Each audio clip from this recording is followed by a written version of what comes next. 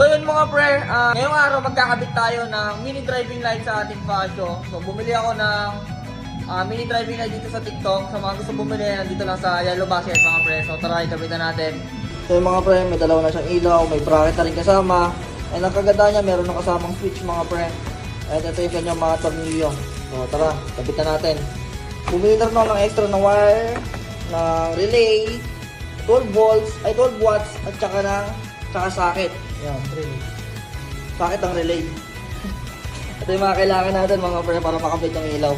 So nabili ko lang ito sa murang halaga mga pre, sana magtagal.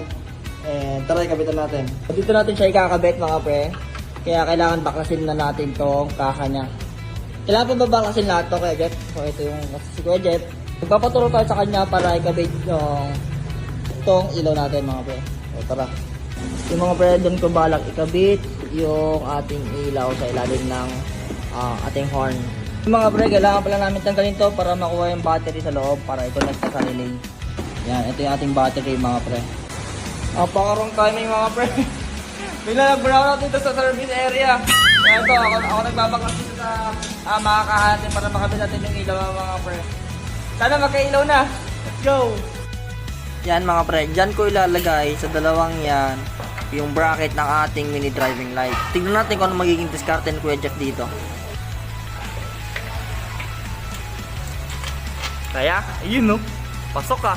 Kaya dito namin kinabit yung dalawang LED na ilaw. And ililipat na lang namin yung busina dito sa part na to. And ito yung relay and socket. Mga pre, dyan namin nilalagay. And ito yung aming switch. Yan, dyan namin nilagay. And i-connecta namin yung wire papunta rito sa battery.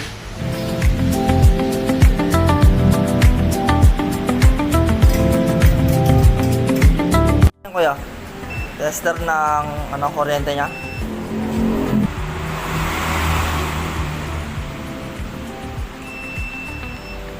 Yung mga wirings niya mga pre, nakikabit na namin. And dito tape na lang namin siya ng electrical tape namin mga pre. Grabe ka talaga, Sushi. Upgrade ka na naman, pre. Kaya sa mga gusto magpa-wiring, sa mga gusto magpa-ayos ng mga motor, kahit ano pa yung problema ng motor yan, kontakin nyo lang sa Kuya Jeff. Kuya Jeff, saka ba nila makakontakt? Okay. So yun mga pre, tapos na namin ikabit yung ilaw, na-testing namin, and lahat naman all good. So, gagabit na namin etong fairings para all good na. Let's go. Yo. Mga pre, tapos na kami magkabit ng ilaw dito sa Mini Pasio. And ito yung nakabit namin.